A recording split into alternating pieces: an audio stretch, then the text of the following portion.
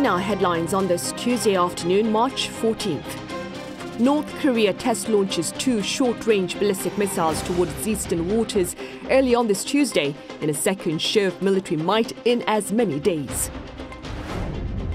Following Friday's failure of Silicon Valley Bank's Signature Bank, based in New York, was shuttered on Sunday, and officials in Korea are closely monitoring the situation. Korea's trade balance is in the black on the back of slowing imports, which have offset a further fall in ICT exports that plunged 32% on year last month. We start here on the Korean Peninsula with news of more missile test launches by Pyongyang in yet another show of blatant brinkmanship. Our defense correspondent Kim Hyun-sing has details. North Korea fires more missiles just 2 days after its previous provocation. South Korea's military, from 7:41 a.m. to 7:51 a.m. Tuesday local time, detected 2 short-range ballistic missiles fired off to the east. They were fired from Hwanghae-namdo province on the peninsula's west coast and flew for 620 kilometers before landing in the East Sea. That's a distance that puts the south of the Korean peninsula well within range. Seoul and Washington's intelligence authorities are currently analyzing the details of the launch.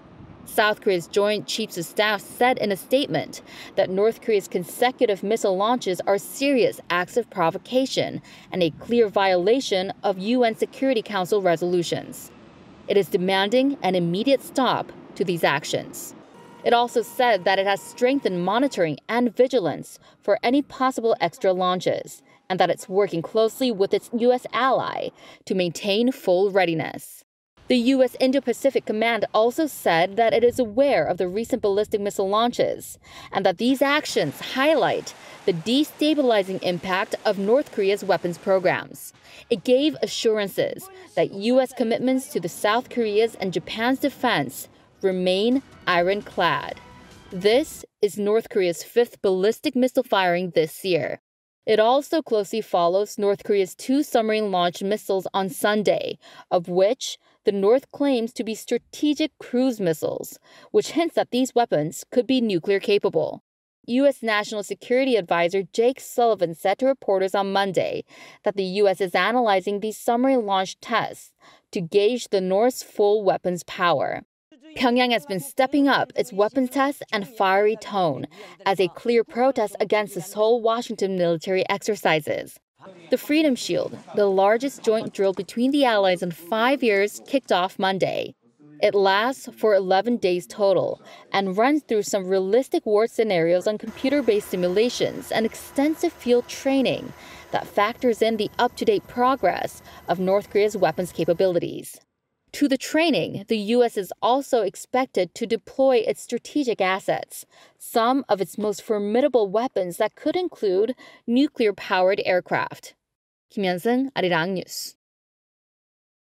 Right, and as my colleague Hyun-sing just mentioned, U.S. authorities are still assessing North Korea's earlier submarine-launched cruise missiles and have warned against such acts of aggression, asserting that they simply serve to raise tensions. Our Lee Seung-jae reports. U.S. State Department spokesperson Ned Price said Monday that Washington has no other choice but to intensify joint military drills with South Korea as North Korea continues to make provocations that threaten its allies as well as the American troops stationed in the country. His comments come as the North fired what are thought to be strategic cruise missiles from a submarine on Sunday. While Pyongyang continues to call the annual Freedom Shield joint military exercise invasion preparation, Price stressed again that the drills are routine and defensive in nature. Instead, the spokesperson argued that it's North Korea's continued provocations that are forcing both the U.S. and its allies to intensify their military drills.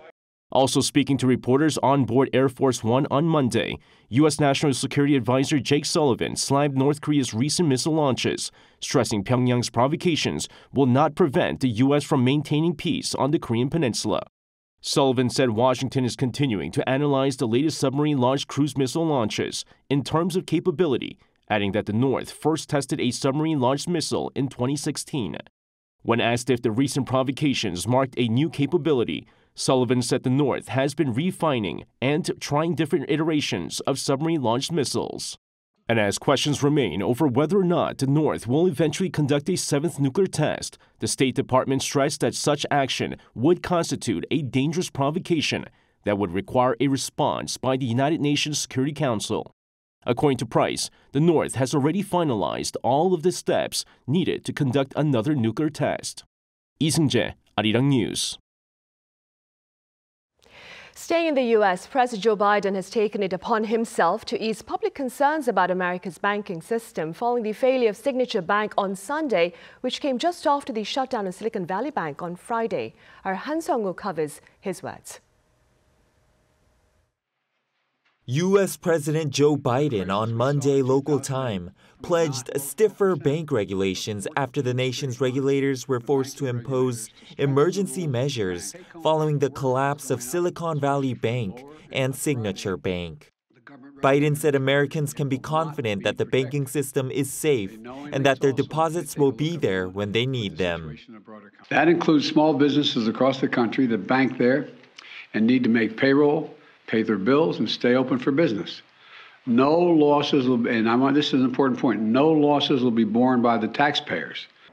He added that the managers of these banks will be fired and that investors would lose money, saying they knowingly took a risk. Noting that the Dodd-Frank law passed after the 2008 financial crisis to prevent excessive risk-taking had been partially rolled back under former President Donald Trump, Biden also vowed to ask Congress and banking regulators to strengthen bank rules. But that's not an easy task, considering the Republicans took control of the House of Representatives in January. Citing a Signature Bank board member, CNBC reports that the bank's customers, shocked by the sudden collapse of Silicon Valley Bank, withdrew more than $10 billion in deposits on Friday, leading to the third largest bank failure in U.S. history. Meanwhile, shares in banks in Europe and Asia sank on Monday before the U.S. market opened, while U.S. stock index futures were down even with some investors betting on the Federal Reserve pausing its interest rate hikes. S&P 500 futures were down 0.7%, seemingly taking little comfort from Biden's remarks. Due to the Silicon Valley Bank crisis, several analysts project the Federal Reserve will likely leave interest rates untouched at next week's Federal Open Market Committee meeting, The Guardian reports. As recently as last week, before the collapse, a rate hike of 0.5 percentage points had been expected after Fed Chair Jerome Powell warned that more hikes would be needed to tame inflation. Han Sung-woo, Arirang News. And in related news, here in Korea, officials have vowed to closely monitor the fallout from the failure of Silicon Valley Bank as its broader repercussions remain tough to predict. Now, this is according to Finance Minister Chu Kyung-ho earlier on this Tuesday during a meeting of financial authorities. For now, the impact on the domestic market appears limited as asset liability structures adopted by Korea's financial institutions are different from those of Silicon Valley Bank. Also, Korea's exposure to Silicon Valley Bank has reportedly been minimal. Korea's trade balance posted a surplus last month on the back of a retreat in imports rather than a rebound in exports. In fact, shipments overseas of ICT products took a further beating in February, plunging by over 30%. Our Moon Hye-ryun has more. Data released by the Ministry of Trade, Industry and Energy on Tuesday show that the country's ICT exports fell by 32% on-year in February to some $12.8 billion.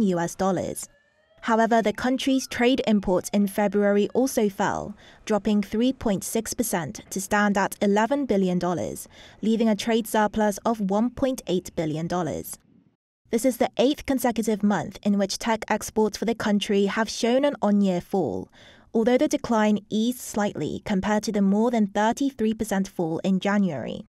The slowing economy and sluggish demand for semiconductors contributed to this slump in exports.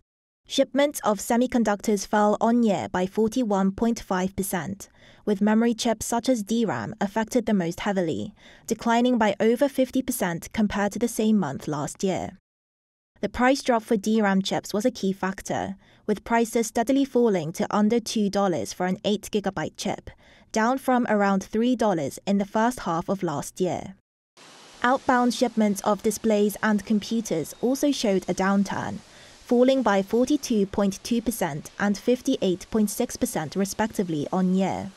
Display exports have been showing an on-year decline since June last year, owing to the fall in LCD prices and slowing demand for OLED screens. Exports of mobile phone products fell 5.5% on-year, but performance varied drastically by region, with the release of new mobile phone models, meaning mobile phone exports to China were up and exports to the US increased by more than 73%. However, China's slow economic growth meant total exports to China fell, despite the easing of COVID-19 restrictions. South Korea's exports to Vietnam, the European Union, and Japan also fell on year, with a notable drop in the semiconductor sector. This report comes amid concerns that Korea's semiconductor exports may be affected by efforts from Washington to curb chip sales to China. Heukharang, Arirang News. Meanwhile, the country's import prices rose for the first time in 4 months in February on the back of higher oil prices and the weaker won. According to the Bank of Korea on this Tuesday, import prices gained 2.1% on month in February, as the cost of Dubai crude gained 2.1%. In addition, the Korean won surrendered to the US dollar by an average of almost 2% on month in February. Separately, export prices also noted an on-month increase in February for the first time in 4 months, up 0.7%.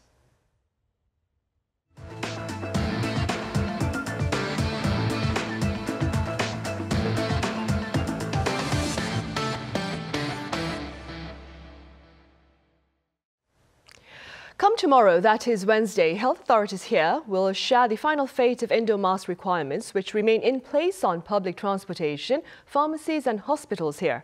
Chung Won-ju reports. The South Korean government is considering a further easing of its antivirus restrictions as the country sees an overall downturn in the number of new COVID-19 infections. Chung Gi-seok, chair of the Government Advisory Committee for COVID-19, said in a press briefing Monday that whether and when the remaining indoor mask mandates will be lifted will be announced on Wednesday. Chung stressed the need, however, for high-risk groups to continue wearing masks in public places and called on doctors to expand the use of oral treatment pills. He added that the possible adjustment of regulations would be unlikely to pose major challenges to the country's virus responses, citing opinions from health experts. According to the Korea Disease Control and Prevention Agency, South Korea has managed the spread of COVID-19 in a stable manner, despite a slight growth in the number of cases following the partial removal of the indoor mask mandate in January. The mask mandate is still in place at hospitals, pharmacies, and on public transportation. Meanwhile, the Ministry of Oceans and Fisheries said Monday that passengers disembarked from the Ahmadiyya cruise ship at a port in Sokcho on South Korea's east coast. The cruise ship carries about 500 travelers and 300 crew members. It's the first time a cruise ship based in a foreign country has stopped in the country with passengers on board since February 2020, when quarantine authorities restricted the entry of cruise ships due to the pandemic. Chung Won-ju, Arirang News. On the small screens, Korean drama The Glory Part 2 is topping charts this week, just days after its release on Netflix last Friday. According to streaming analytics website Flix Patrol's global chart for top shows on Netflix, The Glory Part 2 ranked #1 on Monday in 38 countries, including South Korea, Saudi Arabia and Mexico. It also ranked second in 21 countries and third in 13 countries. Part 1 of The Glory was released late last year and depicts a disturbing tale of brutal bullying at school suffered by the protagonist Song Hye-kyo. Part 2 revolves around her revenge. One of the country's most popular spring festivals is underway amid the broader lifting of pandemic restrictions, and my colleague Kim Jung-sil had the pleasure of partaking in its sights and sounds. Do take a look. White, pink, and red Maehwa flowers decorate the mountains. Visitors head to the Gwangyang Maehwa village in Gwangyang City, Jeollanam-do province every March to see the plum blossoms. The festival, a must-visit for flower lovers, came back bigger than ever after the pandemic. This weekend alone, some 170,000 people visited this village. For many people in South Korea, these Maehwa flowers or plum blossoms represent spring. And with this festival being held for the first time in 4 years, tens of thousands of people from all over the place have come here to enjoy the spring. I think this festival is beautiful. I've never seen so many Maehwa flowers because we don't really have many in the United States. So being here and seeing so many and having a beautiful day, it's just been a really great experience so far. Yeah, we always wanted to come to this countryside because we've been around the city area, but it's just so beautiful, the river, and the weather's been really nice today. And the flowers smell amazing. I was a bit exhausted from all the traffic, but when I actually got here and saw the flowers, they were much more magnificent than what I imagined. This is the first family trip in a while, so it's been such a great day. I also had a great day. The Maehwa flowers haven't just brought smiles to the visitors. Faces of local vendors also lit up with orders pouring in for the first time in 4 years. Visitors can enjoy plum-flavored candy and ice cream and also buy other products to take back home, like Maehwa flower seedlings and gochujang made with plums.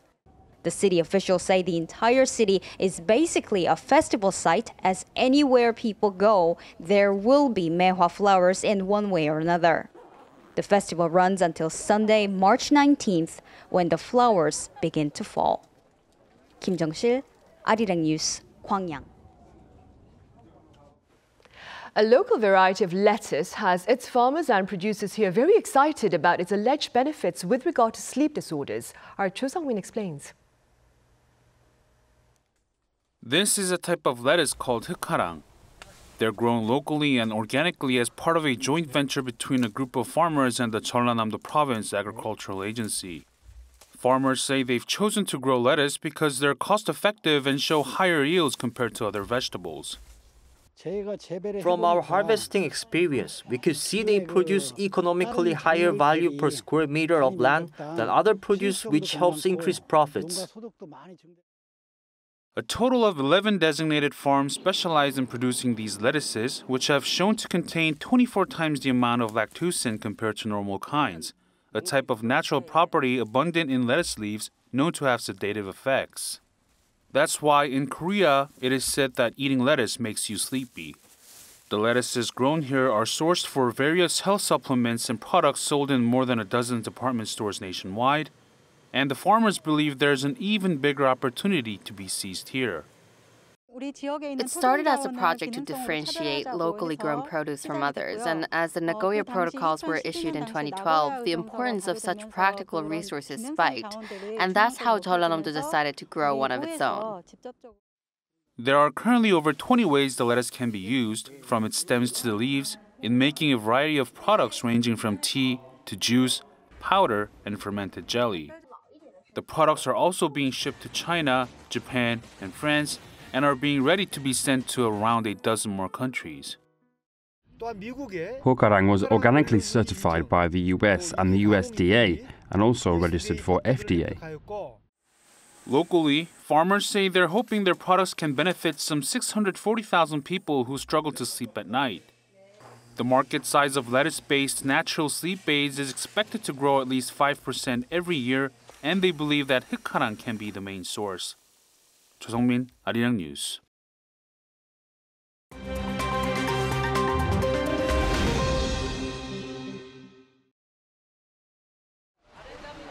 Let's take a look at what's going on in the world now. In Southeast Africa, dozens have been killed and many more injured in the wake of a massive storm.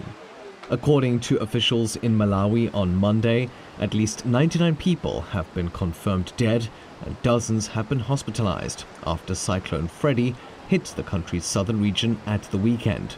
A state of disaster has been declared and the death toll is expected to climb as rescuers continue to search for survivors. The cyclone has been recorded as one of the strongest of its kind to hit the region, bringing torrential rains and causing landslides. And according to the World Meteorological Organization, the storm is one of the most powerful to hit the southern hemisphere and could be the longest-lasting tropical cyclone ever recorded. Cyclone Freddy has lasted over 34 days, hitting neighboring Mozambique twice and Madagascar once, where it killed over 30 people and displaced thousands. Meanwhile, over to Iran, where the government says that it has issued pardons to tens of thousands of people. According to state media on Monday, citing judicial officials, some 22,000 people arrested amid recent nationwide anti-government protests were among those granted amnesty. Officials added that more than 82,000 in total had been pardoned and that none had committed theft or violent crimes, but they did not provide further details. There has also been no independent confirmation of the mass release. State media had already reported that the country's supreme leader was set to pardon those involved in the demonstrations ahead of the Muslim holy month of Ramadan. Mass protests followed the death of 22-year-old Mahsa Amini in September last year after she was detained by Iran's morality police for not wearing a hijab correctly. Turning over to the US, where President Joe Biden on Monday greenlit a controversial oil drilling project in Alaska. Called the Willow Project, it's set to be built inside the state's National Petroleum Reserve, Alaska, and could produce 180,000 barrels of oil per day, which would account for 1.5% of total US oil production. While supporters have called the project an economic lifeline for the community, the plan has been opposed by environmentalists and some Alaskan Native communities. This over fears of its impact on the climate and wildlife. The approval comes a day after the U.S. government announced that some other areas in Alaska and the Arctic Ocean would be indefinitely off-limits for oil and gas drilling. And finally, elephants were the main focus in Thailand on Monday as the nation marked National Elephant Day. In a special ceremony held at the Nongnuch Tropical Gardens, elephants living there were treated to a 3-ton feast of fruits and vegetables spread out over an 8-meter table. The elephants also participated in a special ceremony where they were blessed by Buddhist monks. The animal is culturally and historically significant in Thailand, where elephants have played a role in transportation and were even used in ancient warfare. Thailand had its first National Elephant Day in 1998, when the government declared that March 13th be observed for the conservation of Thai elephants. Matthew Ashley, Arirang News.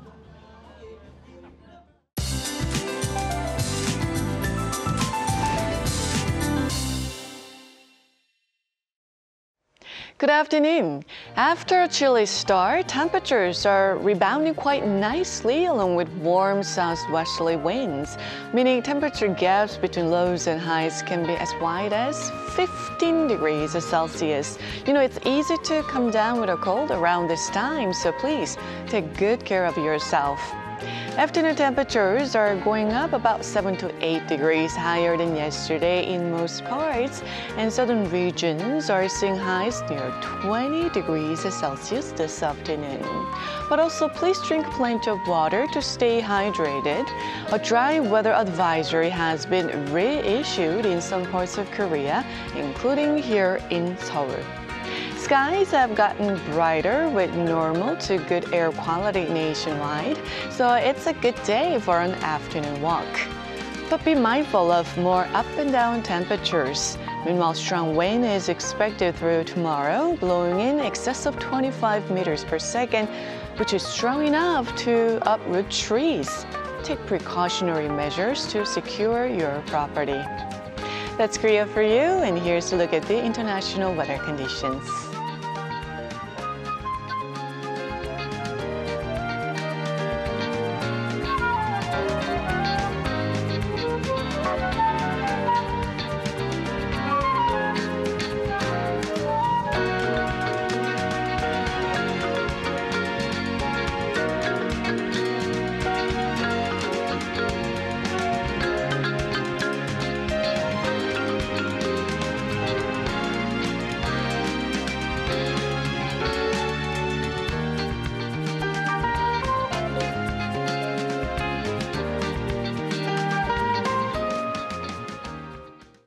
Right, that ends our afternoon newscast for this Tuesday, March 14th. But do stay with us for our panel session coming up right after this break. See you soon.